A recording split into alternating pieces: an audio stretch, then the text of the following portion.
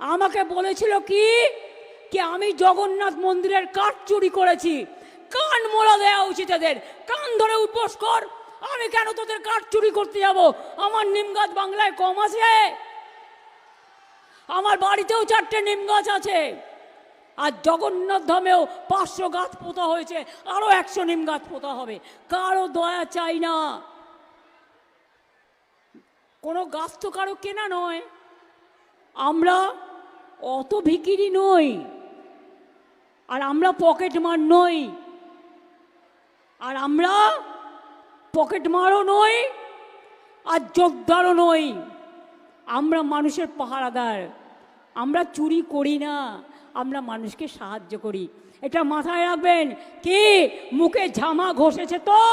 যারা বলেছিলেন তারাই বলছেন না না এখান থেকে নেয়নি। তাহলে আমার বদনাম করলেন কেন?